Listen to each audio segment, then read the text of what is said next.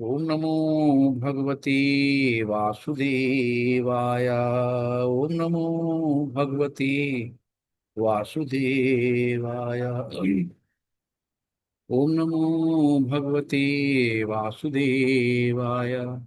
ओम अज्ञानतिमिरान्धस्य ज्ञानञ्जनशलाकया चक्षुरुन्मिलितं येन तस्मै श्रीगुरुवे नमः।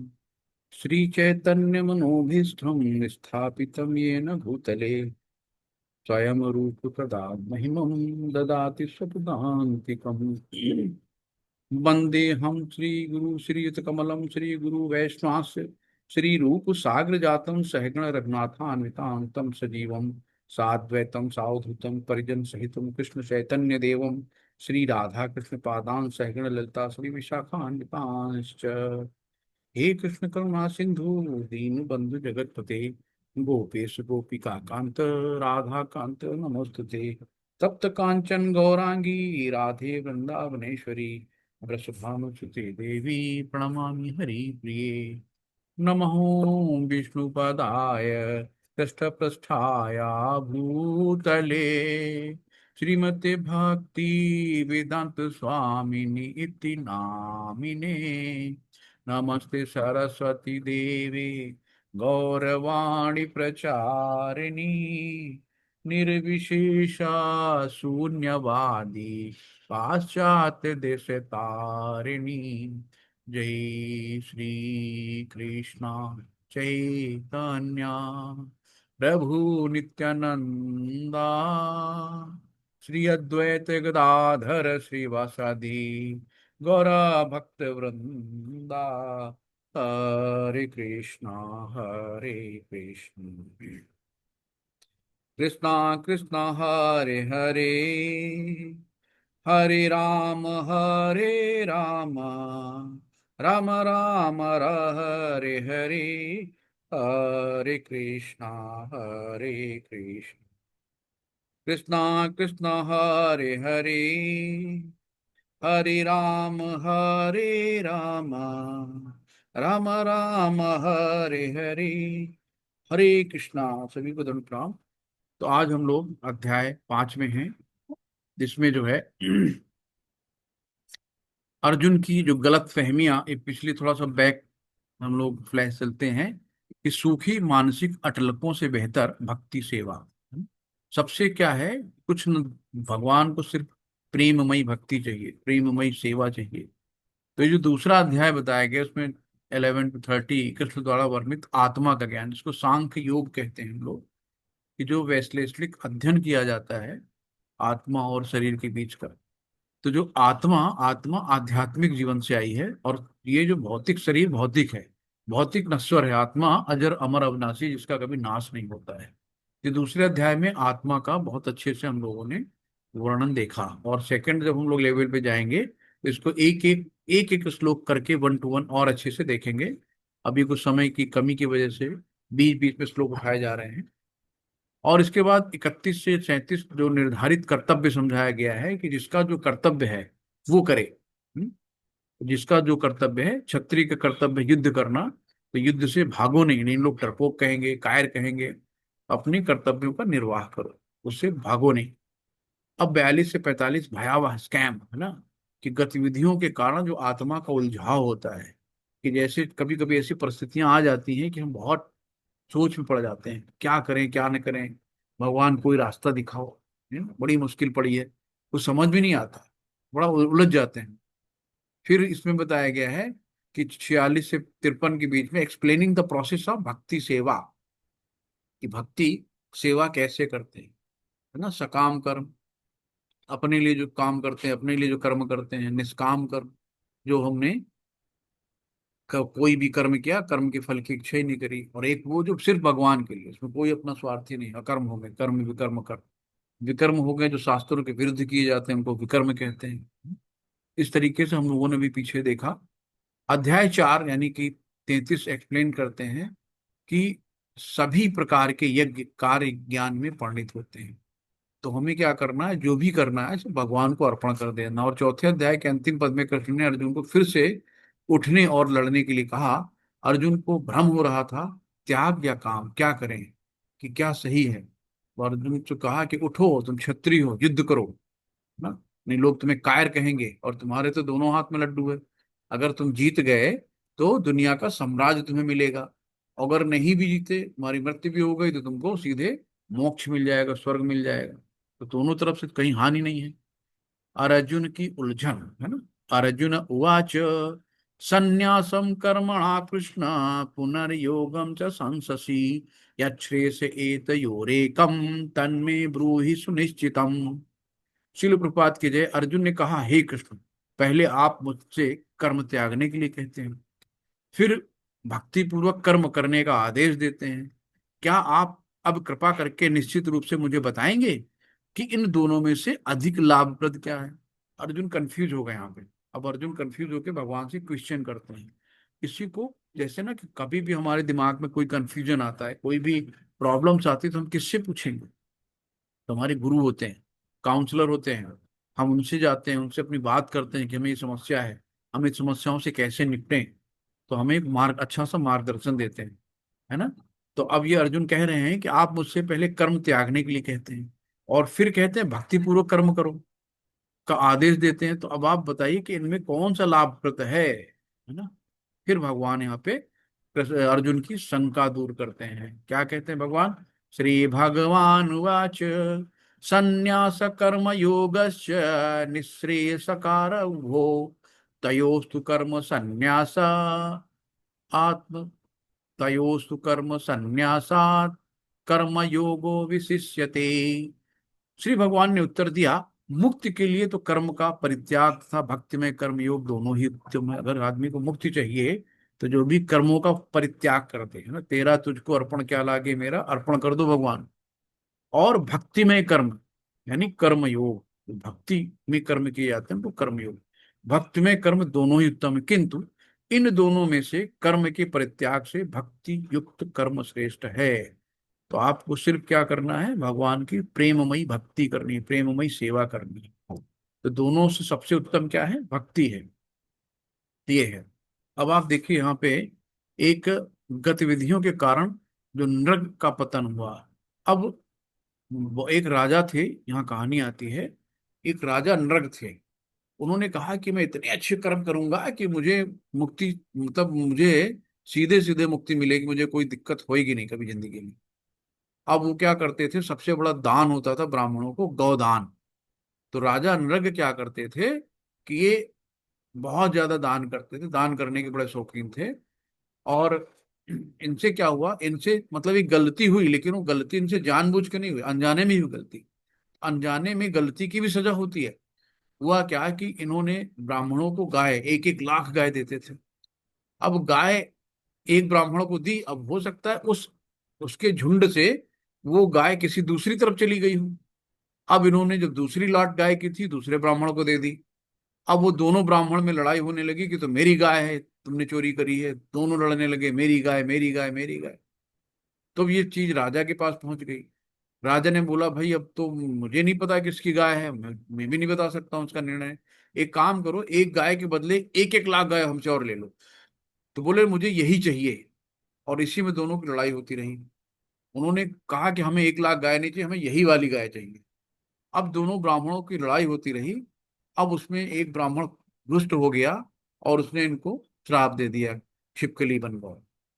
अब ये बेचारे, इनका कोई गलती भी नहीं थी, है ना। लेकिन क्या हुआ, ब्राह्मण की चोरी लग गई, इल्जाम लग गया जबरदस्ती का कि तुमने मेरी गाय चुरा के उनको दे दी। तो इसका भी उनको सजा मिला। वो कई वर्षों तक एक जाके कुएं में पड़े रहे। अब उसके बाद ग्वाल बाल जब कृष्ण के थे, तब उन्होंने देखा कि अरे ये तो बहुत बड़ी एक कोई छिपकली कुएं में पड़ी हुई है। तो फिर भगवान को बताया, तो भगवान कृष्ण आए और उन्होंने अपना हाथ बढ़ाया, और जैसे ही हाथ बढ़ाया वो खूबसूरत सुंदर से राजा नृप अपने ओरिजिनल रूप में आ गए।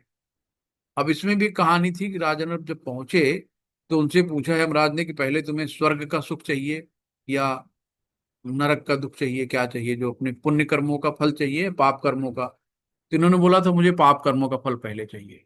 तो इनको छिपकली बना दिए। तो अगर आपने 80 कर्म अच्छे किए हैं तो 80 का फल अलग मिलेगा, और 20 कर्म अलग बुरे किए हैं तो 20 का अलग मिलेगा। नहीं कि 80 अच्छे किए हैं 20 बुरे किए तो 80 20 माइनस कर देते हैं, 60 हो जाते हैं। ऐसा नहीं होता, यहाँ गणित नहीं चलती। एक एक कर्मों का हिसाब है, एक एक इंच। कोई भी आप, there is a third silent party, bargain आल आपस, कोई भी है तीसरा साक्षी, उपद्रष्टा अनुमंता चा भक्ता भोरता महेश्वरम। तो कोई है साक्षी तीसरा जो हमारी हर गतिविधियों को देख रहा है। हम किससे आंख चुराएंगे? हैं, किससे सोचेंगे यहाँ कोई नहीं देख रहा, चलो यहाँ कोई है नहीं कर ले। लेकिन कोई साक्षी है जो आपके सारे कर्मों को लिख रहा है, और एक एक कर्म का फल है, अच्छे कर्म का अच्छा फल है, बुरे कर्म का बुरा फल है। और सब कोई अपने, भाई कोई भी हो, कितना प्रिय माँ बाप हो, कितना प्रिय भाई बहन हो, किसी के दुख, कितनी भी मम्मी आपको प्यार करती हो, लेकिन आपके दुख को बता नहीं पाएंगी। आपको अपने दर्द को खुद झेलना पड़ेगा। माँ बाप खड़े हो जाएंगे, हाँ मेरे बेटे को बड़ी कष्ट है, थोड़ा सा रो लेंगे, बच्चे को दिक्कत है, लेकिन वो जो पाप का आपका फल है उसको आपको ही भोगना पड़ेगा। कोई नहीं बता सकता सिवाय भगवान के। भगवान थोड़ा सा आपके, भगवान भी इसको निष्फल नहीं कर सकते। लेकिन ये है कि थोड़ा सा जो भक्त होता है वो इन कष्टों से दूर रहता है। क्यों दूर रहता है? क्योंकि कष्ट तो आते हैं, लेकिन वो कष्ट के बारे में उतना डीपली नहीं सोचता, भगवान का भजन करता रहता है, हरे कृष्णा कृष्णा कृष्णा हरे हरे, हरे राम राम राम हरे। तो कष्ट की इंटेंसिटी अपनी जगह है, पड़ी है, कोई दिक्कत नहीं, क्योंकि देहात्म बुद्धि से निकल चुका है, वो आत्मस्वरूप हो गया है, वो हर क्षण भगवान की याद में रहता है। तो उसको उस दर्द का एहसास ही नहीं होता ना। है ठीक है, भगवान हमने इस जन्म में नहीं, अनंत जन्म हो चुके हैं, 84 लाख जन्मों में पता नहीं कितने हमने दुष्कर्म किए होंगे, कितने पाप किए होंगे, पता नहीं कौन सी जन्म की कौन सी सजा है, आज हम बहुत अच्छे बन गए। आप सीधा साधारण उदाहरण है बाबा प्रेमानंद, है ना, सब लोग लाइफ गॉड मानते हैं उनको, कितना उनके भीड़ लगती है, कितना उनके दर्शनों के लिए जाते हैं, लेकिन उनको पर डे उस भारी पीड़ा को सहना पड़ता है। उनकी पॉलीसिस्टिक किडनी है, दोनों किडनी फेल हैं, डेली डायलिसिस होती है उनकी, है ना। अब 3 बजे उठ के, 2 2 ढाई बजे उठ के उनकी पहले डायलिसिस होती है, फिर 3 बजे वो निकलते हैं परिक्रमा में। तो आप देखिए, भक्त हैं, उनको कष्ट है, लेकिन उन्होंने अपनी भक्ति नहीं छोड़ी। वो डायलिसिस करा के फिर परिक्रमा में आते हैं, कितने किलोमीटर चलते हैं, पैदल चलते हैं, है ना। उनको आनंद आता है, तो उनको बीमारी का दुख नहीं है। वो तो जानते हैं कि प्रारब्ध है, आज पता नहीं किस जन्म का प्रारब्ध है, कट जाए, जो भी है कट जाने। तो ये चीजें हैं, तो हम अपने प्रारब्धों को कभी काट नहीं सकते, जो हमने किए हैं वो आज नहीं कल हमारे सामने आएंगे। उसको हम कभी बच नहीं सकते। इसलिए जब जागो तब सवेरा, है ना। हमेशा इस चीज को याद रखो। वैराग्य की उचित समझ क्या होती है ये बताते हैं कि प्रापंचिकतया बुद्ध्या हरि संबंधी वस्तुनः मुमुक्षु भी परित्यागो वैरागम फल्गु कथ्यते। एक फल्गु वैराग्य कहते हैं ना, झूठ मूठ का वैराग्य, है ना। तो ये फल्गु वैराग्य कहलाता है। तो इसमें क्या है कि जब लोग भगवान से संबंधित चीजों को, मुक्ति को प्राप्त करने के लिए उत्सुक होते हैं, तथा उन्हें भौतिक होने के लिए सोचना उनके त्याग को अधूरा कहा जाता है ना। तो भक्ति रसा सिंधु मित्र में 1.2.256 में गया गया है कि बस केवल उनको, हम अच्छे कर्म कर लें, हम बहुत दान कर लें, हम किसी की सेवा कर लें, मानव सेवा माधव सेवा नहीं है ना। तो ये सिर्फ जो बहुत से लोग होते हैं, सिर्फ ब्रह्म ज्योति की उपासना करते हैं, भगवान के जो शरीर से निकलती है, ये लोग मुक्ति तो मिलती है ना, मुक्ति तक जाते हैं, क्योंकि भाई अभी पूजा अर्चना कर रहे हैं तो मुक्ति जाते हैं। लेकिन क्या होता है कि फिर जब इनके चीजें क्षीण होती हैं, फिर से इनके जितने भी अच्छे कर्म इन्होंने करे हैं, वो कर्म जब क्षीण होते हैं, तो फिर से उन्हें वापस में इस धरती धरती पे आना पड़ता है। लेकिन एक बात और अच्छी है, जो भक्ति भाव में है ना, भगवान गारंटी देते हैं कि अगर आपने कक्षा 2 कक्षा 4 कक्षा 5 तक भक्ति करी है, तो अगला जन्म आपका मनुष्य का ही होगा, और उस घर में होगा जहां से आपने भक्ति छोड़ी है। तो वैसे ही आपको संत पुरुष मिल जाएंगे, वैसे ही लोग मिल जाएंगे, जहां से आपने भक्ति खत्म की है वहीं से आपको भक्ति स्टार्ट करने का मौका देंगे। क्योंकि एक ही बड़े भाग्य मानुष तन पाया, सुर दुर्लभ सद ग्रंथन गाया, कि बड़े भाग्य से मानुष को जन्म मिला है। और ये जो इस जन्म को हम ऐसे ही क्षणिक सुख के लिए बिता दें, ये क्षणिक सुख के लिए नहीं मिला है, भोग करने के लिए हमें हर जन्म मिला है। कुत्ता गाय भैंस बिगली वो भी अपना भोग करते हैं, बच्चे पैदा करते हैं, अपना पेट पालते हैं, अपना सो जाते हैं, उनसे हट के क्या है। तो हमें अगर इतना ही सुख लेना था, क्षणिक सुख में पड़े हैं, तो मनुष्य का जन्म भगवान ने क्यों दिया? वही सही था, सूर्य 14 बच्चे पैदा कर लेता है ना, तो उसी सुख में रहते ना।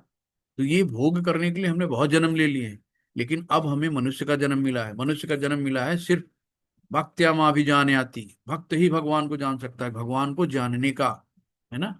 तो एक मनुष्य के रूप में हमारी चेतना अच्छी है, तो हमें क्या करना है, भक्ति करनी है, भक्ति करके सीधे भगवत धाम जाना है। इस दोबारा दुखालय आश्वतम में नहीं आना है। पृथ्वी में कोई भी, है ना, धीरू भाई मानी से लेके मंत्री संतरी विधायक कोई भी ले लो, कोई भी सुखी नहीं है। कितना बड़ा हो छोटा हो, सबको प्रॉब्लम, जो जहां से वहीं टेंशन में उसको। तो कोई भी एक व्यक्ति, सिर्फ सुखी कौन है, भक्त, जो भगवान का भक्त है, वो हमेशा मुस्कुराता हुआ मिलेगा। आप उसको कभी टेंशन में नहीं देते हो, है ना। वो भगवान को सब अर्पित कर देता है, भगवान ठीक है। वो खुश होता है, दुख मिलते हैं, चलो वो भी दुख में भी खुश है। चलो भगवान, हमारे प्रारब्ध कट रहे हैं, हमारे पाप कट रहे हैं, है ना, हम भगवान के और करीब आ रहे हैं। कुंती महारानी थी, कुंती महारानी जब तक बहुत दुखी थी, बहुत दुखी थी। जंगल में थे बच्चे उनके, खाने को ढंग से नहीं रहता था, उबड़ खाबड़ इधर उधर विराजमान रहते थे। 12 13 साल वनवास में रहे। सोचो माँ पे क्या बीतती थी, माँ भी साथ में थी, कितने कष्ट थे। लेकिन उस कष्ट में श्री कृष्ण भगवान उनके साथ थे, है ना, कभी नहीं छोड़ा। लेकिन जब राजपाट मिल गया, जब युधिष्ठिर को राजा बनाया गया, तो कुंती महारानी रोने लगी। कुंती महारानी रोने लगी, कहेंगी भगवान, दुख में तो आप मेरे साथ थे, लेकिन अब ये सुख आप हमको छोड़ के चले जाएंगे, तो हमें दुख चाहिए। उन्होंने कहा मांगो बुआ, क्या मांगती हो। तो उन्होंने कहा मुझे दुख दो, है ना। तो कुंती महारानी ने दुख मांगा। कर्मयोग या कर्म संन्यासा श्रेय गेय सा नित सन्यासी यो न द्वेष्टि न कांक्षति निर्द्वंदो ही महाबाहो सुखम बंधात प्रमुच्यते। तो जो कर्म योग है ना, कर्म योग या कर्म संन्यास। फिर यहाँ पे क्वेश्चन आता है, जो पुरुष ना तो कर्म फलों से घृणा करता है और ना कर्म फल की इच्छा करता है, वो नित्य सन्यासी जाना जाता है। हे महाबाहु अर्जुन, ऐसा मनुष्य समस्त द्वंद्वों से रहित होकर भगवत भवबंधन को पार कर पूर्णतः मुक्त हो जाता है। तो कर्म फल का त्याग करो, कर्म का नहीं, है ना।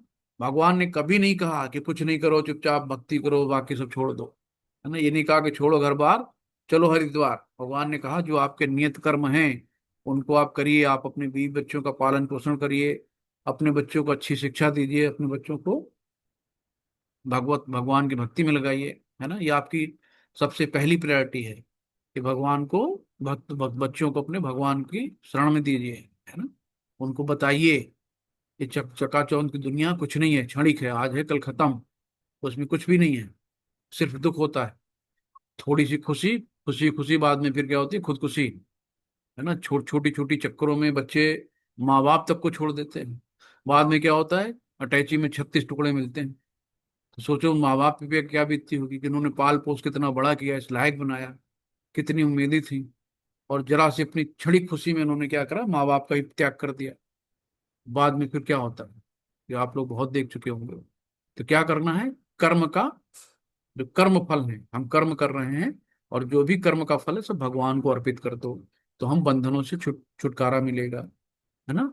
अब यहाँ पे एक नामाचार हरदास ठाकुर की कहानी आती है।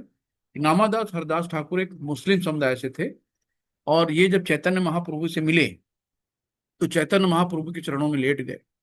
बोले मैं तो अछूत हूँ, है, मैं, नॉनवेज मेरे घर में भी खाया जाता है, मेरे यहाँ तो बहुत होता है, मैं जात से मुसलमान हूँ, और मैं आपकी शरण ग्रहण करना चाहता हूँ, मैं आपका आश्रय चाहता हूँ।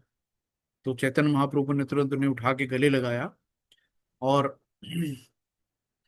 गुरु मंत्र दिया, महामंत्र, हरे कृष्णा कृष्णा कृष्णा हरे हरे, हरे राम राम राम हरे हरे। तो महामंत्र का जाप करना है, और 4 चीजों का त्याग करना है, कि व्यभिचार नहीं करना है, नॉनवेज नहीं खाना है, पराई स्त्री, और ये प्याज लहसुन, है ना, जुआ नहीं खेलना है, इन सब चीजों का त्याग करना है। क्योंकि देखो कलयुग जो है, जब कलयुग आया, तो राजा परीक्षित से कहा कि मैं आपकी शरणागत हूँ। और उस समय था कि कोई भी राजा के शरण में जो भी आता है ना, तो राजा को शरण देना पड़ता था कि मैं आपकी शरणागत हूँ। तो अब सरेंडर कर दिया कलयुग ने। तो कलयुग को राजा ने कहा तुमको हम कहाँ शरण दें, तुम कहाँ जाओगे, मेरे यहाँ तो सतयुग है, यहाँ पे तो सब कुछ बहुत अच्छा है। तो कलयुग ने कहा भाई जहाँ वेश्यावृत्ति होती हो, व्यभिचार होता हो, मैं वहां चला जाता हूँ। जहाँ पे लोग दारू मांस मदिरा लेते होंगे, मैं वहां चला जाता हूँ। फिर उन्होंने कहा कि भाई जो जो सोना, गोल्ड, गोल्ड में, तो इस तरीके से उन्होंने चार चीजें बता दी। तो जहाँ पे व्यभिचार है, नशा है ना, और जुआ है, शराब है, नशा, सब सब चारों जो, इसमें क्या होता है कि जैसे उसने सोने की बात करी, जो स्टोर करते हैं ना, आप देखो, हर घर में, हर घर में 1 2 ग्राम, 10 ग्राम, 1 तोला, 2 तोला, 10 तोला, जिसकी जैसी कैपेसिटी है, गोल्ड स्टोर है।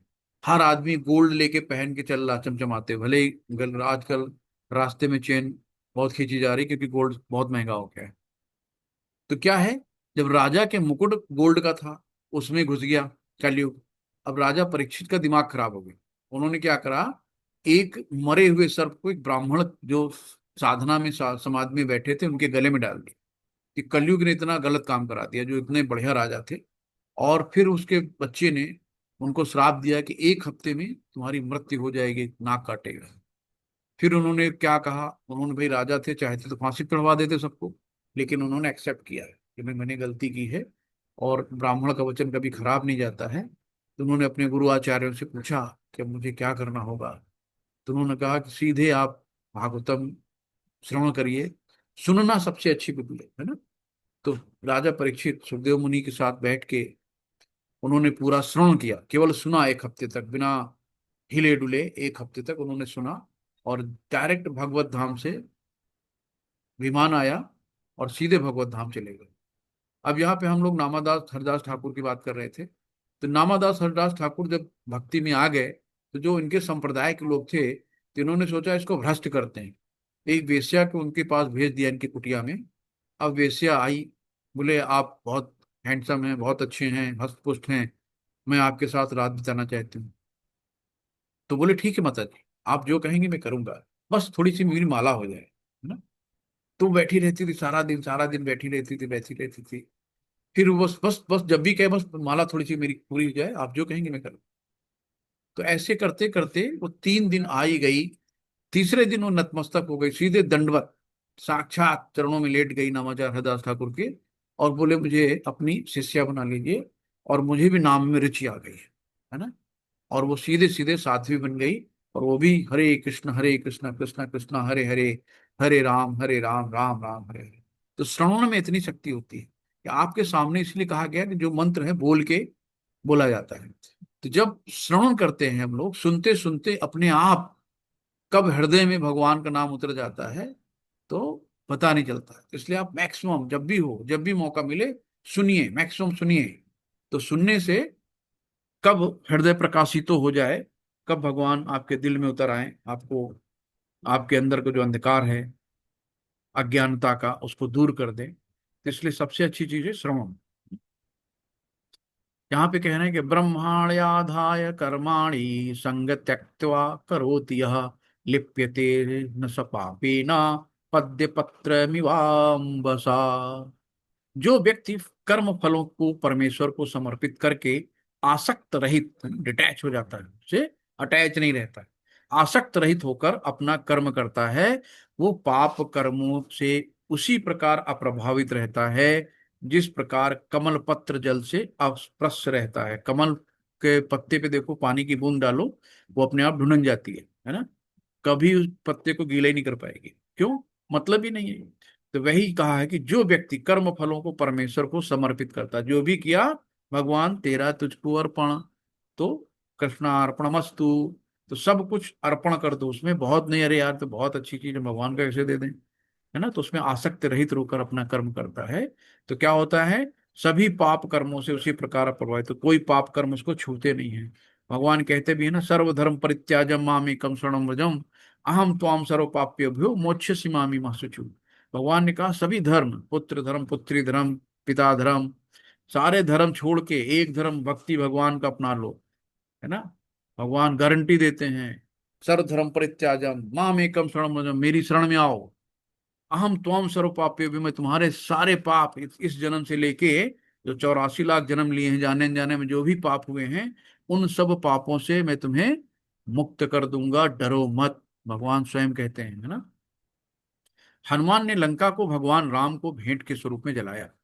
उनकी शक्ति के प्रदर्शन के रूप में नहीं, है ना। तो अब जो भी भक्त देखो गुस्सा भी करते हैं ना भक्त, तो गुस्सा भी भगवान की सेवा में। अब हनुमान जी को सबसे बंदर की प्रिय होती पूंछ, अब उस पूंछ में आग लगा दी तो गुस्सा तो आएगी ना। तो उन्होंने क्या करा, भगवान के सेवा में लगा दिया, यानी कि उन्होंने लंका ही जला दी पूरी, भगवान का जो दुश्मन था, जो शत्रु था, उसकी पूरी लंका ही जला दी। तो उन्होंने अपनी शक्ति का प्रदर्शन के रूप में नहीं, यानी कि भगवान को, राम को भेंट के रूप में जला। अब वो अपने कर्म के फल से नहीं जुड़ता, वो ये नहीं कहता देखो भगवान आप कहो तो मैं 2 मिनट में सीता जी को लेके आता हूँ, है ना, आप बैठो मैं लेके आ रहा हूँ, मेरे पास बहुत ताकत है, मैं करता हूँ, मैंने किया। तो भगवान कभी भी नहीं कहते, जो भक्त होता है वो अपने कर्म के फल से नहीं जुड़ता है, तो सब कहता है सब भगवान का किया, भगवान ने कराया, भगवान का है उस, और इसने उन्हें तुरंत प्रभु की अगली सेवा में शामिल होने के लिए सक्षम किया, क्योंकि उनकी हर सांस प्रभु की सेवा के लिए थी, है? तो हर सांस में राम राम राम राम राम, सिर्फ राम ही राम रहता था। हमें अपनी उपलब्धियों को कृष्ण के चरण कमलों पर रखना चाहिए, ताकि इसके अलावा इसके लगाव से छुटकारा मिल सके। जो भी हमारे पास उपलब्धि हैं, इंजीनियर हैं, डॉक्टर हैं, है ना, अच्छे पद मिला, अच्छी दौलत पैसा शोहरत जो भी है, सब किसका है, भगवान का दिया हुआ है। तो हमें क्या करना है, सब भगवान के चरणों में रखना है। तो इससे क्या होगा कि हमें कभी घमंड नहीं आएगा, है ना, कि देखो मैंने किया, मैंने अपने बच्चे को इंजीनियर बना दिया, मैंने अपने बच्चे को इतना अच्छा काबिल बनाया, मैंने अच्छे अपने बच्चे को किया, देखो मैंने इतना बढ़िया सुंदर मकान बनाया, कुछ भी नहीं, सब भगवान का है, भगवान ने कराया, जो भी कराया भगवान का है। तो जब हम ऐसे करते हैं तो हम बहुत ज्यादा उससे अटैच नहीं होते हैं, क्योंकि हम ट्रस्टी हैं, मालिक नहीं है। शीला प्रभुपाद की जय। यहाँ पे देखिए प्रभुपाद जी हैं, और ये जो है अपने भक्तों के बीच में बैठे हैं, और यहाँ पे हरे कृष्ण मंत्र का जाप चल रहा है, सारे भक्त लोग नाच रहे हैं, डांस कर रहे हैं, सब मंत्र मुग्ध हैं। आप सोचिए कि एक कोई इंडिया से जाके और विदेश में जाके अपनी नाम का डंडा डंका बजा दे, है ना, कितने विदेशी लोग। सब आज देखो जो इस्कॉन टेम्पल है वृंदावन में, लोग कहते हैं कि वो अंग्रेजों का मंदिर है, क्यों, क्योंकि देश विदेश से लोग वहां आते हैं, है ना, अंतरराष्ट्रीय संस्था है, और आते हैं तो वहां पे दान दक्षिणा दे के जाते हैं, ना कि वहां से कुछ लेके जाते हैं। तो जो भी मंदिर में जाता है ना, तो मंदिर को चढ़ावा मिलता है, और उसी चढ़ावे से मंदिर चलता है। हम गृहस्थ लोग ही अगर कुछ दान ना करें तो मंदिर कैसे चलेगा, मंदिर में कोई अलग से तो कमाई है नहीं। तो जो भी जाता है हुंडी में 2 रुपए 5 रुपए 10 रुपए डालता है श्रद्धा से, जिससे भगवान का श्रृंगार होता है, भगवान के वस्त्र आते हैं, भगवान का भोग लगता है, वहां पे जो फ्री प्रसादम बंटता है, खिचड़ी प्रसादम हर इस्कॉन में बंटता है। एक बार प्रभुपाद जी ने देखा कि वहां पे कुछ लोग जो है, जब प्रसादम हो गया तो बच्चे पत्तल चाट रहे थे, इतने भूखे थे लोग। तो उनको देखा नहीं गया, उन्होंने ऐलान किया कि आज से कोई भी 10 किलोमीटर के दायरे में इस्कॉन टेम्पल के कोई भूखा नहीं रहेगा। और तब से उन्होंने फ्री ऑफ कॉस्ट लंगर चलाना शुरू किया। ये सब कौन कराता है, भगवान कराते हैं। किससे कराते हैं, हम लोगों से कराते हैं, है ना। तो जब हम गृहस्थ भगवान को मंदिर में जाके दान करते हैं तो वहीं से वो चलता है, ये सारी चीजें होती हैं। विद्या विन संपन्ने ब्रह्मणे गति हस्तिनी, श्रीणी चैव सुरपा स्वपाके च पंडिता समदर्शिनः। कितना बड़ा श्लोक है यहाँ पे, कि विनम्र साधु पुरुष अपने वास्तविक ज्ञान के कारण एक विद्वान तथा एक विनीत ब्राह्मण गाय हाथी कुत्ता तथा चांडाल को एक समान दृष्टि यानी समभाव से देखते हैं। तो जो विनम्र साधु होगा, भगवान का शुद्ध भक्त होगा, उसको किसी में कोई अंतर नहीं आएगा। वो सोचेगा ना, ये तो शरीर है, शरीर नश्वर है, शरीर आज नहीं तो कल छूट जाएगा, लेकिन सब में आत्मा एक ही है। आत्मा क्या है, क्षीरोदक्षाई विष्णु भगवान स्वयं हर जीव के दिल में बैठे हुए हैं। तो उसको सबके अंदर भगवान दिखता है, जो भी है सब है भगवान के अंश है ना। तो चाहे वो गाय हो, कुत्ता हो, ब्राह्मण हो, हाथी हो, चंडाल हो, सबको समभाव से देखता है। ये दुनिया निश्चित रूप से एक बेहतर जगह होगी यदि सभी का साथ मिल जाए। यदि सभी का साथ मिल सके। इस विचारधारा को सार्वभौमिक भाईचारा कहते हैं। लेकिन ये कभी नहीं, ये कहीं भी व्यवहार में नहीं देखा गया। कारण ये है कि एक सामान्य सार्वभौमिक मार्गदर्शन, पिता को तो स्वीकार करने तक सार्वभौमिक भाईचारा का एक दूर का सपना है। मतलब एक पिता से जन्मे बच्चे, उनमें तो अंतर होता है, वो एक दूसरे को प्यार से नहीं रह सकते, तुरंत जहां कुछ हुआ चलो बंटवारा कर लो, ये आधा मेरा है, ये आधा तुम्हारा है ना। भगवान ने कहा ईशावास्यम इदं सर्वम यत् किंचन जगत्याम जगत तेन त्यक्तेन भिंजी था माग था कश्चित धनम। कि ईशावास्यम इदं सर्वम, भगवान ने सबको सब कुछ दिया है, सबके लिए बनाया है, लेकिन जितनी आपकी आवश्यकता हो उतना संग्रह करो। आवश्यकता से अधिक संग्रह करना ये भी पाप है। आप चिड़ियों को दाना डालिए, आप देखिए जितनी जरूरत है खा के उड़ जाएंगे, ये नहीं कि चलो लाओ झाड़ू लगा के बटोर लें कल के लिए, है ना। एक हाथी है, हाथी को भगवान पे भरोसा है कि आज का हमको खाना पेट भर के मिल गया, कल फिर भगवान देगा। लेकिन एक हम लोग इंसान हैं, अभी कहीं देखो कुछ मिल जाए तो पहले लाओ रख दो, पता नहीं दोबारा मिले ना मिले, भले इसको कूड़ेदान में फेंक दें। आप दावत में जाओ, देखो खाना दो होगा लेकिन बाहर प्लेट चार भर लेंगे, बाद में डस्टबिन में फेंकेंगे। ये बीमारी है आपक की, कि दिल मांगे मोर, जितना है उतने में संतुष्टि नहीं है, थोड़ा है थोड़े की जरूरत नहीं, थोड़ा है बहुत जरूरत है। तो जितना मिल गया, एक मकान एक और मकान ले लो, एक प्लाट और ले लो, बच्चों के लिए संग्रह कर लो, ये कर लो वो कर लो। करते करते एक दिन आदमी यहाँ से निकल लेता है, सब कुछ यहीं कहीं रखा रह जाता है, कोई काम नहीं आता है। कौन ले गया कौन नहीं ले गया किसी को कुछ नहीं पता, है ना। इसी तरीके से सार्वभौमिक भाईचारा, अब कोई लड़ रहा है, कोई अमेरिका है वो अपने वर्चस्व के लिए कि मैं सबसे बड़ा हूँ, चाइना है अपने वर्चस्व के लिए मैं सबसे बड़ा हूँ, सब अपने अपने वर्चस्व के लिए। अरे सब एक हो जाओ, सब केवल ये ढूंढ लो कि सब भगवान की बनाई हुई दुनिया है, कोई अलग नहीं है, एक ही परमपिता परमेश्वर श्री कृष्ण है, हम सब उनके बच्चे हैं, तो सारी लड़ाई खत्म हो गई। लेकिन सब अपने अपने में अपना बता रहे हैं। अब देखिए इंद्रियों का कितना बड़ा खेल होता है, हम अपनी इंद्रिय तृप्ति में कितने उलझ जाते हैं। ये ये ही संस्पर्श, ये ही संस्पर्श जा भोगा दुख योना एवती आदंतवंत कौंतेय नरति सुरमता बुध। शिल प्रपात कीजिए, बुद्धिमान मनुष्य दुख के कारणों में भाग नहीं लेता जो कि भौतिक इंद्रियों के संसर्ग से उत्पन्न होते हैं।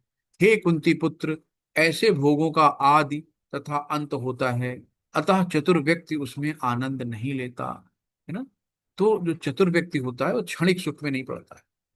अब जैसे देखो इसमें दिखा है, हथनी है, हथनी अपने स्पर्श के चक्कर में, कि सामने एक हथनी खड़ा कर देते हैं और बीच में गड्ढा खोद के ऊपर से झाड़ पत्ता डाल देते हैं, और हथनी अपने को कंट्रोल नहीं कर हाथी अपने को कंट्रोल नहीं कर पाता हथनी को देख के, और भागता हुआ आता है और बेचारा जाल में फंस जाता है, गड्ढे में गिर जाता है। तो ये इंद्रिय तृप्ति के लिए भागा लेकिन खुद फंस गया अपने जलाए में। अब देखो अब मौसम आने वाला है, जितने भी कीट पतंगे हैं, है ना, लाइट के आकर्षण में जाते हैं। अब जहां उन्होंने देखा लाइट पहुंच गए, सब जल के भस्म हो गए, है ना। मछली है, अपनी जिह्वा के उसमें पड़ी रहती है, उसको पता है केंचुल लगा दिया कांटे में, जहां कांटा डाल के बैठे हो, तब केचुआ खाने के चक्कर में खुद बेचारी फंस के चली जाती है। इस तरीके से हमें क्षणिक सुख के चक्कर में नहीं पड़ना, समय हमेशा दुख देते हैं, है ना। वास्तविक आनंद सच्चिदानंद स्वरूप भगवान का भक्ति करने, भगवान की सेवा करने। अब यहाँ पे आप देखो, हर आदमी, कोई धन को लिए गठरी बांध के बैठा है, कोई स्त्री को लेके भागा जा रहा है ना, कोई व्यभिचार, कोई शराब पी रहा है, कोई किसी का कत्ल कर रहा है। सब ये समाज में मारा मारी पड़ी हुई है, सब अपने अपने। और यहाँ भी देखो शुद्ध वैष्णव लोग हरे कृष्णा कृष्णा कृष्णा हरे हरे, हरे राम राम राम हरे हरे। तो जो भगवान के भक्त है ना, उनको इन सब चीजों से कोई मतलब नहीं रहता है ना, क्योंकि पहले ही चार जो हमारे वो हैं उनको त्याग देता है और भगवान के भजन में लग जाता है। अब यहाँ पे देखो, सबका जो है भोक्ताराम यक तपसाम सर्वलोक महेश्वरम सुहृदम सर्वभूतानाम ज्ञात्वा माम शांति रक्षति। मुझे समस्त यज्ञों तथा तपस्याओं का परम भोक्ता, समस्त लोकों तथा देवताओं का परमेश्वर एवं समस्त जीवों का उपकारी एवं हितैषी जानकर मेरे भावनामृत से पूर्ण पुरुष भौतिक दुखों से शांति लाभ करता है। भगवान क्या है कि आप कुछ भी करो, कोई भी यज्ञ करो, कोई भी कहीं भी कुछ भी करो, तो भोक्ता राम एक तपसाम सर्वलोक महेश्वरम। भगवान क्या कहते हैं, समस्त यज्ञों तथा तपस्याओं का परम भोक्ता मैं खुद हूं। तो कहीं भी कुछ करो, लेकिन कुछ भी करो, लेकिन क्या करना है, सब कृष्ण को ही अर्पित होता है ना। तो समस्त लोगों तथा देवताओं का परमेश्वर एवं समस्त जीवों को उपकारी एवं हितैषी जानकर मेरे भावनामृत से पूर्ण पुरुष भौतिक दुखों से शांति का लाभ करता है। तो जब ये ज्ञान हो जाता है कि सब कुछ भगवान का है ना, तो हमें क्या करना है कि हम इन भौतिक दुखों से हमें शांति लाभ मिलता है। और जब तक हम मैं करते रहते हैं तब तक हम दुखी रहते हैं कि ये मेरा वो मेरा, है ना। यहाँ पे एक बहुत अच्छी सी चीज दिखाई गई है कि क्या पेपर वेट सोने की ईंट को बनाया जा सकता है। कि अगर आपको पेपर वेट की जरूरत है तो आप कांच का टुकड़ा रखोगे कि सोने का रखोगे, है ना। तो सोने की एक ईंट मूल्यवान है और इसे कागज के वजन के रूप में उपयोग करने से बेहतर है उद्देश्यों के लिए उपयोग किया जा सके। इसी प्रकार बहुमूल्य मानव जीवन का उपयोग सांसारिक अर्थ भोग के बजाय वास्तविक सुख प्राप्त करने के लिए किया जाए। जो क्षणिक सुख है ना, ये क्षणिक सुख हमेशा दुख देते हैं। आप किसी से कितना भी आप सुख चाहो, आखिरी में आपको दुख देगा, 100% दुख देगा। कोई भी ऐसा सुख नहीं है जिसके बाद आपको दुख ना मिले। तो लगता है पहले में बहुत सुख है, बहुत सुख है, बहुत सुख है, लेकिन वो क्षणिक होता है। आखिरी में आपको रुला के जाएगा, आप आखिरी में आपको दिल तोड़ के जाएगा, आखिरी आपको आपको उसकी सजा मिलेगी मिलेगी। तो क्षणिक सुख प्राप्त करने के बजाय, इन चमक के बजाय क्या करना है, वास्तविक सुख प्राप्त करना है जिसमें परमानंद सच्चिदानंद स्वरूपम अनादिनादि को भी। तो एक जब हायर टेस्ट लग जाता है ना तो सारे टेस्ट लोअर हो जाते हैं, फिर आपको इन सब चीजों में इंटरेस्ट ही नहीं आता। तो इस मानव शरीर का उचित उपयोग करें, है ना। तो मानव जीवन में हमें भोग के लिए नहीं मिला है, भगवान की भक्ति के लिए मिला है।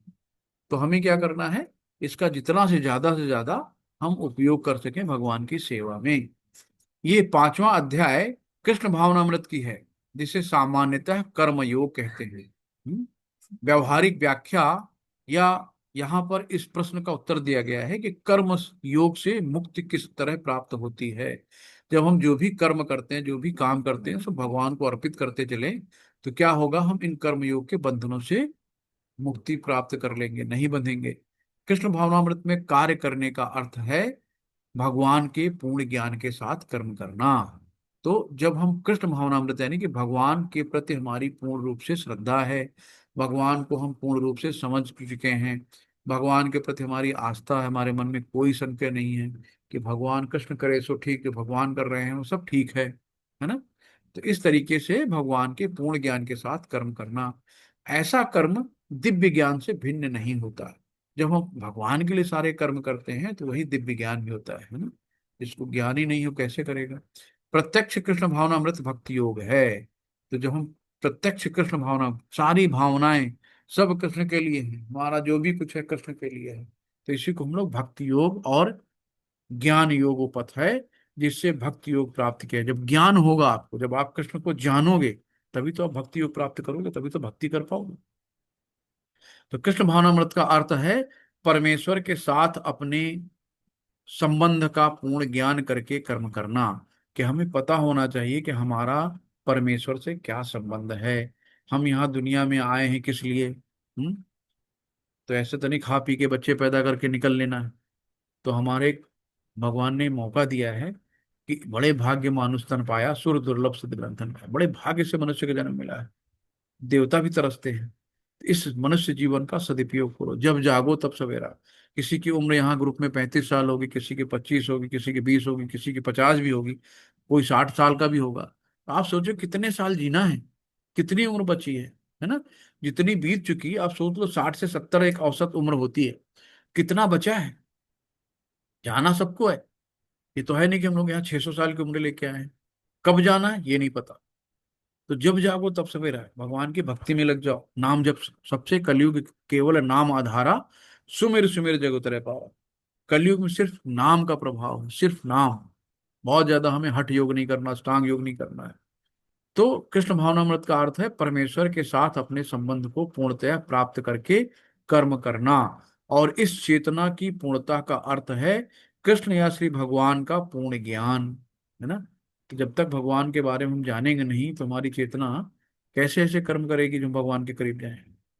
शुद्ध जीव भगवान के अंश रूप में ईश्वर तथा ईश्वर का शाश्वत दास है।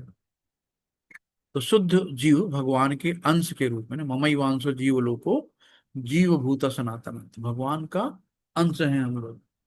तो हम लोग क्या हैं, ईश्वर का शाश्वत दास है, नित्य दास है हम लोग भगवान के। वो माया पर प्रभुत्व जताने की इच्छा से ही माया के संपर्क में आया। अब हमने भगवान से ईर्ष्या करी, भगवान से हमने कहा भगवान यहाँ तो आप पूरा अपना प्रभुत्व है, आपका सब कुछ है, हम भी अपना सोच रहे हैं कि हमारा भी परिवार हो, हम भी अपने घर के मुखिया बने, हम भी कुछ ऐसा करें। तो भगवान ने कहा ठीक है भैया। तुरंत उन्होंने, हमने इच्छा जाहिर की, भगवान ने तुरंत सैंक्शन कर दिया। तुरंत वो हम माया पर प्रभुत्व जताने की इच्छा हमने करी, तो हम क्या हुए, माया के संपर्क में आ गए। और यही उसके कष्टों का मूल कारण, और यही हम भगवान को भूल गए और माया के पकड़ में आ गए, और यही हमारे कष्टों का मूल कारण है।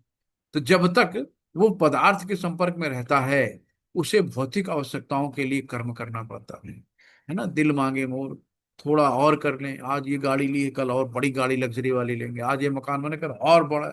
एकदम गधों की तरह भागता रहता, कभी अंत होता ही नहीं है। और एक दिन क्या होता है, आईसीयू में लेटा है, डॉक्टर 10 लाख लाओ, 15 लाख लाओ, जितना कमाया सब धीरे धीरे डॉक्टर को उठा के दे दिया, सब बेच डाला, जो भी करा लेके चला गया। इस तरीके से कमाई से क्या फायदा। शांति रूप से कमाओ, जितनी जरूरत है, जितने अपने परिवार का पालन पोषण हो सके, जितने में अपने बच्चे अच्छे से पढ़ लिख सकें, जितनी आपकी जरूरत है उतना ही बस, गधों की तरह मेहनत नहीं करनी है ना। शांति से भगवान का नाम भी जप करो और अपना कर्तव्य भी करो। तो यही कहा गया है। यही सारा जो हम माया के संपर्क में आए हैं, यही हमारे कष्टों का मूल कारण है, क्योंकि हम भगवान को भूल चुके हैं। और जब तक भगवान याद थे, जैसे बच्चा पेट में रहता है ना, तो कहता भगवान मुझे बाहर निकालो, बाहर निकालो, बाहर निकालो। पेट के अंदर वो भगवान के संपर्क में रहता है पूरा, उसे वैसे ही सब कुछ सुनाई देता है, भगवान के भजन कीर्तन भगवान दिखाई देते हैं। लेकिन जैसे वो बाहर आता है गर्भ से, कहाँ कहाँ कहाँ, तुरंत ही रोने लगता है, क्योंकि माया के प्रभाव में आ गया, भगवान से दूर हो गया। और माया धीरे धीरे उसकी स्मृति को विलुप्त कर देते हैं, पूरा भूल जाता है कि मैं पिछले जन्म में क्या था, क्यों आया भगवान से, हमने क्या कहा था, हम किस रूप में भगवान ने हमें ये भेजा, हमारा क्या कर्तव्य, सब भूल जाता है। जैसे जैसे वो बड़ा होता है, उसकी याददाश्त खत्म होती जाती है। और वो सब, ये है मम्मी पापा बुआ फूफा दादा नानी काकी, सब इन्हीं बंधनों में बंध जाता है ना। इसलिए जब तक वो पदार्थ के संपर्क में रहता है और उसको भौतिक आवश्यकताओं के लिए कर्म करना पड़ता है, किंतु कृष्ण भावनामृत उसे पदार्थ की परिधि में स्थित होते हुए भी आध्यात्मिक जीवन में ले जाता है। लेकिन जब हम कृष्ण से जुड़ जाते हैं, तो उस पदार्थ की परिधि में स्थिति भी रहते हैं, लेकिन आध्यात्मिक जीवन में आ जाते हैं, है ना। धीरे धीरे भौतिक जीवन से अपने आप मन हटने लगता है। तो यहाँ पे अध्याय का सारांश है सन्यास और कर्मयोग। भगवान ने सन्यास के लिए कभी नहीं कहा कि छोड़ो घर द्वार चलो हरिद्वार। कर्म योग है ना, जो भी कर्म करो सब भगवान को अर्पित करते चलो। तो सन्यास से कर्म योग बड़ा है। निष्काम कर्म बंधन से मुक्त करता है, हम किसी भी फल की आशा नहीं करते हैं। जो काम करते हैं, अब गए मंदिर में जाके हमने झाड़ू लगा दी, मंदिर में हम जाके हमने कुछ बोरी सीमेंट दान कर दी, कुछ ईंटें दान कर दी, है ना, किस लिए, मंदिर के लिए। वह हमारा कोई स्वार्थ नहीं है। निष्काम कर भगवान की सेवा कर रहे हैं, जो भी कर रहे हैं, तो कोई भी ये बंधन में हम नहीं बंधेंगे। परमात्मा पर ध्यान के द्वारा मुक्ति, उन्होंने हमें क्या करना है, परमात्मा। तो 3 चरण में हम भगवान को जानते हैं, ब्रह्म है, परमात्मा है, और ईश्वर यानी भगवान है। ये हम लोग आगे इसका डिस्कस करेंगे। और यही हमारा अध्याय है आज का। हरे कृष्णा, सभी को दंडवत प्रणाम। और आज का चैप्टर कैसा लगा, कोई भी त्रुटि हो, संशोधन करना हो, आप कर सकते हैं। कोई भी क्वेश्चन हो तो आप उसको शेयर कर सकते हैं। हरे कृष्णा। हरे कृष्णा, सभी को दंडवत प्रणाम। हरे कृष्णा। म्यूट नहीं कर पा रहे हैं क्या आप लोग। हरे कृष्णा, सभी लोग अनम्यूट कर सकते हैं।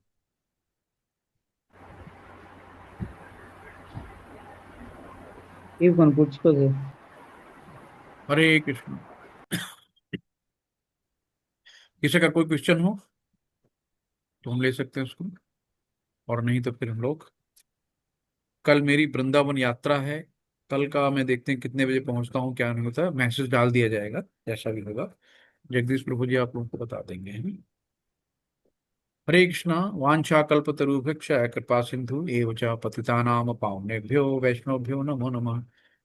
अनंत कोटि वैष्णव वंदे की जय। शिला प्रभुपाद की जय। गुरु महाराज जी की जय। हरे कृष्णा हरे कृष्णा हरे कृष्णा कृष्णा कृष्णा कृष्णा हरे कृष्णा हरे, हरे हरे, हरे हरे राम राम हरे हरे राम, राम राम हरे राम, हरे। राम हरे हरे। हरे कृष्णा हरे हरे कृष्णा हरे, प्रभु जी, हरे कृष्णा कृष्णा। कृष्णा हरे हरे, धन्यवाद आपका प्रभु हरे जी। राम हरे राम, राम राम हरे हरे।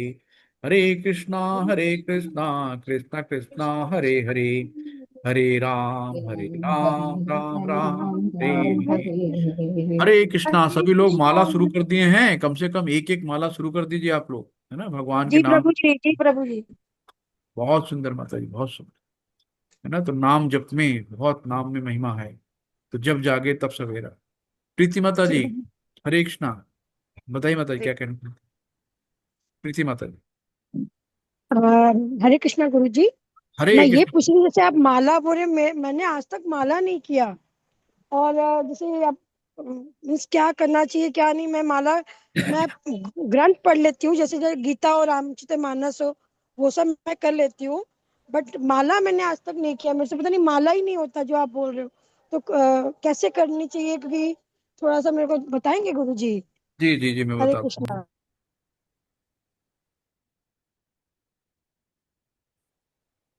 माला क्या है माता जी? 108 उसके अंदर दाने होते हैं, है ना। और एक बीच में देखा होगा, माला के बीच में, उसको सुमेरु कहते हैं।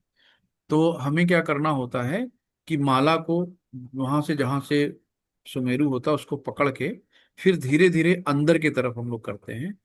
जैसे ही, जैसे हरे कृष्णा कृष्णा कृष्णा हरे हरे, हरे राम राम राम हरे हरे, एक हुआ तो एक गुड़िया हमने अंदर कर ली। ऐसे ही 108 गुड़ियां होती हैं।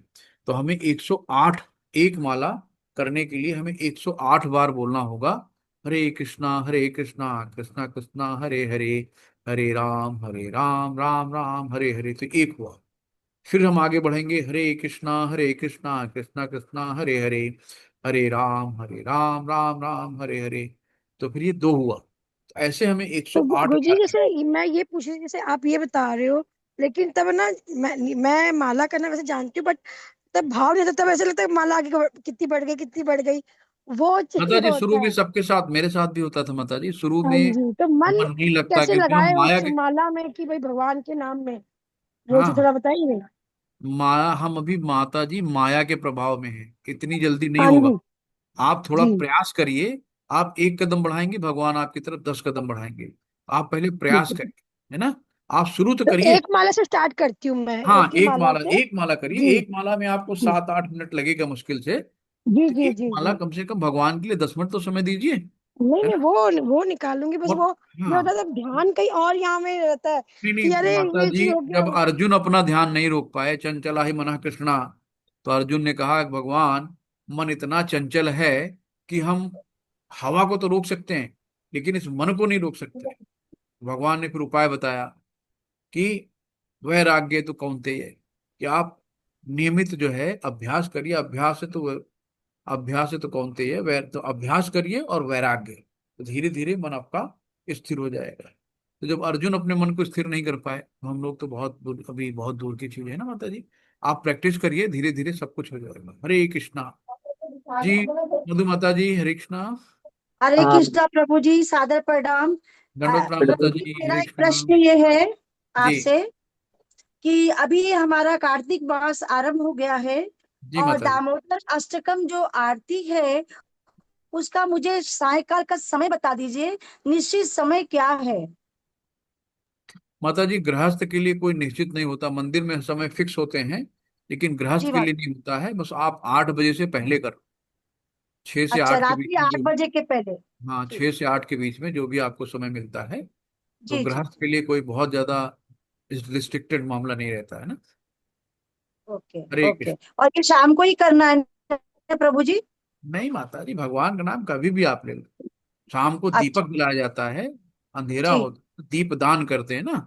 जी तो जी इसलिए प्रभु शाम को जी। कहा जाता है दीप दान करना भगवान, है ना। Kartik mass okay. चल रहा है, इसमें जो है जी। आप अध्याय 15 का पूरा पढ़ भी सकती हैं। 20 श्लोक रहते हैं, वो भी बहुत अच्छा जी। रहता है। अध्याय 15 आज से पढ़ना शुरू करूंगी, ठीक जी, है। ओके। हरी बोल, हरी बोल। धन्यवाद प्रभु जी आपके मार्गदर्शन के लिए। हरे धन। कृष्णा। और किसी का कोई क्वेश्चन हो? प्रभु जी मुझे जी बताइए प्रभु जी। मैं पूछ रहा था माला कौन सी लेनी चाहिए अपने को, माला प्रभु जी रुद्राक्ष की या अभी तुलसी की? आपको नीम की और उसकी चंदन की और माला आ जाती है ऐसे, बेल की माला आती है। तो आप कोई भी माला ले लो। तुलसी की माला जब थोड़ा सा आप परफेक्ट हो जाओ, 4 नियमों का पालन कर लो, है ना, तो प्याज लहसुन नहीं खाओ और ये सब चीजें करो, तो फिर तुलसी की माला हाथ में लो। तो तब तक तो आप क्या करें, प्रैक्टिस करें, है ना। अभी नीम या चंदन हाँ, की नीम है या ना? बेल की मिल जाती है, 30-40 रुपए की मिल जाती है कहीं भी, हाँ, पूरे भंडार से लेंगे आप। तो आप इसको पहले स्टार्ट करो प्रभु जी, है ना। ठीक है, धन्यवाद प्रभु जी। हरे कृष्णा धर्मता। और किसी का कोई क्वेश्चन तो नहीं है? तो फिर हम लोग मिलते हैं कल, देखते हैं। कल मैं वृंदावन की यात्रा पे हूँ, 11 से 14। तो जैसे भी होगा आपको इन्फॉर्म कर दिया जाएगा। हरे कृष्णा, सभी को धन्यवाद। हरे कृष्ण।